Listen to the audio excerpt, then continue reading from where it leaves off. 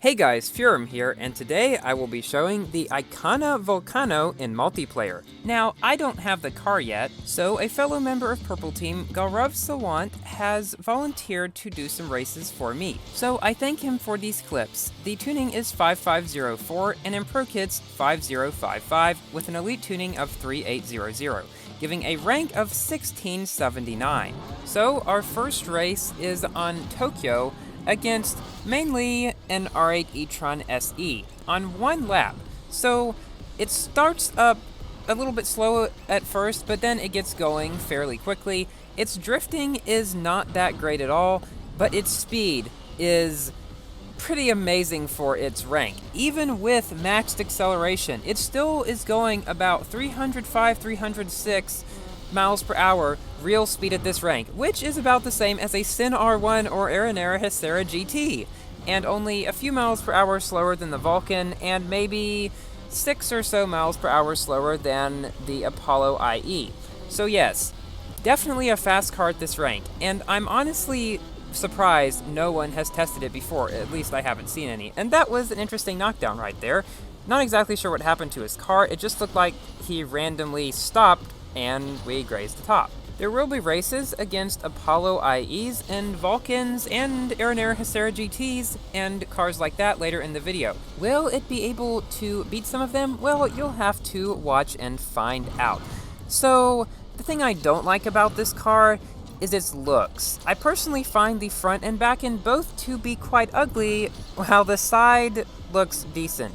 It reminds me a lot of the Lexus LFA on the front, which, by the way, will not be coming to Asphalt 8 for reasons I am not aware of, but I know it won't be coming. So here we have beat a Max Prod R8 e-tron Special Edition, as well as a Prod MP48 and a bunch of other not-so-great cars. Alright, so moving on to the next race, which is on San Diego Harbour against two Apollo IEs and two other cars. I'm not sure what they are, but the two main competitors are the Apollo IEs. So while the Apollo definitely does start up quicker than this car, the Icona does get up to speed fairly quickly. As you can see, one of the Apollos is still behind us because he is a 1671 Apollo IE, which is 0505 5055. It was the very first multiplayer tune that was come up with for the IE, but because it has 0 on acceleration, it really does not start up that quickly compared to other IEs and, well, a lot of other cars, including this one, which doesn't start up extremely fast either. Now, it is the car that is coming up behind us right now. It is definitely faster, but not by more than 8 or so miles per hour, which does seem like quite a lot, and it is, but, well, it means that the Apollo IE will beat this car most of the time. If the Apollo IE makes a mistake or does not drive that great, the Icona and other fast cars around this rank can beat it. As you can see in this race, we beat that 1671 Apollo Intenso Mozione, as well as an IE that wasn't boosted. Alright, so this race here is one of the most interesting races in the video. It is a battle against an R8 SE. And let's just say the trains come into play a bit. So the R8 SE knocks the Icona down at the beginning, but the Icona gets up to speed fairly quickly and starts to chase him down. The Icona is approximately, I want to say, 9 or so miles per hour faster than the R8 SE at this rank. Now, many of you probably know this from experience. R8 SE drivers tend to be quite aggressive. And here we wreck on his carcass. I have probably overused that joke by a lot. So the R8 SE gets up to speed quicker, but the Icona comes and chases him down, doing some cool stunts in the meantime. Then the R8 SE wrecks, and thus the Icona passes him, but we have the turn coming up here. Now, the Icona does not drift great when tuned this way. A Max Pro, I am not sure. But with this tuning, it really does not like taking these turns, and as you can see, its speed goes down quite a lot, allowing the R8 SE to pass, but as you will see, not for long, because he goes the long way to the right there, where the Icona goes to the left. This is probably one of the most well-known shortcuts on Munich, but there still seem to be some people that don't quite get it all the time. When you are traveling this direction on Munich, one good rule of thumb is stay to the left pretty much all the time. By which I mean pretty much take the left fork whenever you are presented with a chance. Alright, so we are coming up fairly close to the end of the second lap. As you can see, the Icona struggles to get around these turns because of its horrible drifting. Now, I may ask Gaurav to test this car again at Max Pro, in which case we will see if it really does drift better there, but of course we will see about that. So after a long hard battle against the R8 SE and multiple trains, we finally come in first against this Max Pro R8 e-tron Special Edition, and not much else in the race. So we move on to the next race, which is against two Vulcans as well as an MP48, and as you can see here, this car doesn't start up too much slower than the Vulcans.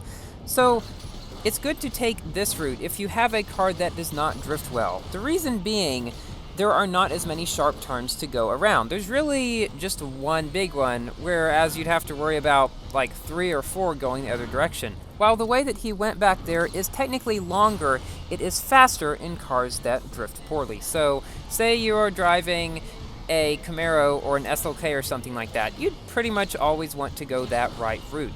But in practically any other car, like the Apollo IE or Vulcan or, well, really pretty much anything else, you'd want to take the left route, which is pretty much standard. As you can see here, the Icona is not really falling behind this Vulcan up here. That is because the Vulcan is only a few miles per hour faster at this rank.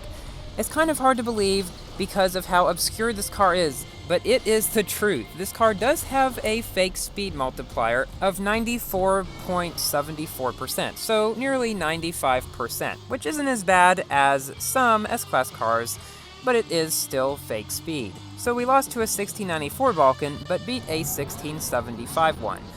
So I would like to say something about fake speed here. I know I've talked about this in previous videos, but I don't think I've talked about it too recently. So a lot of people have this misconception about fake speed, that it really hampers a car if it has negative fake speed, and it really makes it extremely good if it has positive fake speed.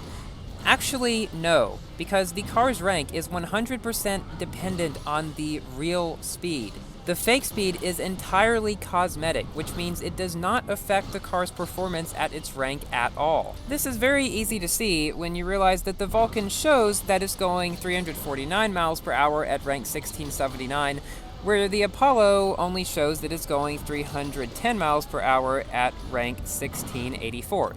Now this would make absolutely no sense if the car's ranks were based on their fake speed, but they are not, thankfully. They are based on the real speed of those cars at that rank, and everything makes sense if you look at it that way. So in this race, we come in behind a Vulcan and a Camaro, but we did manage to beat an Aranera Hesera GT at a rank of 1675, which is one of its standard tunes. Now for an interesting race on Cloud 9, in which we have an Apollo IE and an Aranera Hesera GT mainly. Now Cloud 9 is one of the more interesting multiplayer tracks because of one thing: the cave. And wow, that Hesera GT is going crazy up there. At this point, you really can see that the Icona is just as fast as, if not faster than, that Hesera GT back there. Pretty crazy. Why has this car not been used much before? I will tell you the answer. It is because it came out once in its Enduro Double Down, and I'm not sure exactly how many people managed to complete it. It was no new King of Class A, so the people that would want it for that didn't bother going for it. And I can only assume that nobody really even considered its possibility of being proficient in multiplayer, which, as you can see, it definitely has. Now, some people have used it at Max Pro in multiplayer, and while you'll rarely ever see them, there's probably been a few tests there, but I do not recall ever seeing one at multiplayer tunes. So that is why I am making this video here. So in this race, we have lost to a 1687 Apollo Intensa Emozione, but have beat a 1689 Hesera GT, as well as a Max Pro'd M2 Special Edition and a nearly Pro'd MP48.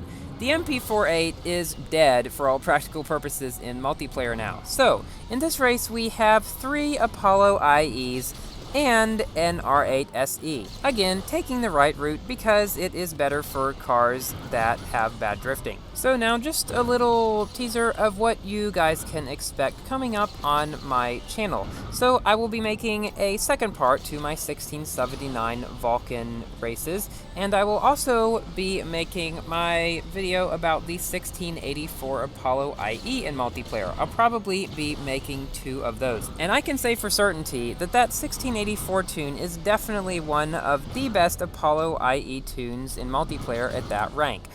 I have won probably, I want to say 90% of the fair races. By fair, I mean not ones where people have just randomly exploded and stuff. So yes, I am very pleased with it, and I'm sure those of you who have gone to that tune, which is 4504 5055, have found it to be quite good as well. So we have now gone on to the second lap and have passed one of the cars up there. Let's see if we can pass any more by the end of the race. I am also in the works of a third Asphalt 8 music video. If I have it done by the time I reach 8,000 subs, that will be my 8,000 subscriber special video. Some people have been wondering, what am I going to do for my 10,000 subscriber special video?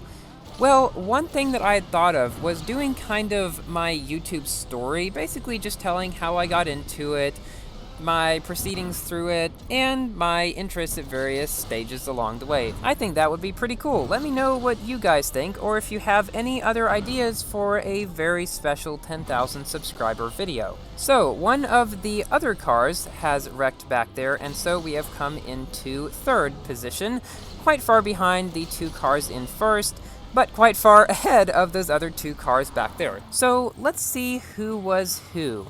So we got beat by 2 Apollo and Tenza Emoziones, one 1684, which is my tune, and a 1685, but we beat a 1674 Emozione and a Max Prode R8 e-tron SE. So now for our final race of the video, in which we face a Vulcan, a Hesera GT, and a McLaren P1 GTR, which is probably one of the least worth it high-end S-Class cars to buy, because it's not really great at anything. Its starting rank is too high for it to be a good multiplayer car when multiplayer tuned, and at Max Pro its speed isn't great and there's really nothing special about it. So yeah, I would not recommend buying the P1 GTR. Now, it did go on sale quite a while back for credits. I don't remember how many credits it was, but it was a few million. And it honestly wasn't worth farming for, even though I thought it might go back to tokens again. Here you can see that the Hesera GT wrecked, and we are now into second position. That Hesera GT is at a rank of 1715, which is the 0505 5555 tune, giving it its maximum speed of, I want to say 312 to 313 miles per hour at that rank. Now, I have made a video about that car at that tune quite recently, and I will say it performs extremely well. Before I got the Apollo IE, it was my go-to car at 100% risk. I would use my Vulcan to build up risk and then use the Hesera GT, because it was faster than all the Vulcans that I faced, which were lower because I was risking points. Now though, because I have the Apollo IE, I don't go to any other car for multiplayer, because it is better both without risking and at 100% risk. So yeah, it's kind of unfortunate though, because there is so little variety in multiplayer now. Because while the IE was given out in quite a difficult R&D, probably one of the hardest ones to date, it was the king of the game, literally better than any other car in the game. So people basically dropped everything else and spent all their tokens for this car, because, well, it's worth it. So that is why there are so many of them in multiplayer, and you will pretty much never see a pro driver who got it play with anything else when he's ticket racing at those higher ranks. So we have come in second to the Vulcan, but have beat the Hesera GT. Thank you all for watching, and thank you so much to Gaurav Sawant for these clips. Please give the video a thumbs up if you enjoyed, and subscribe to see more Asphalt 8 videos, and I will see you in my next video. Goodbye!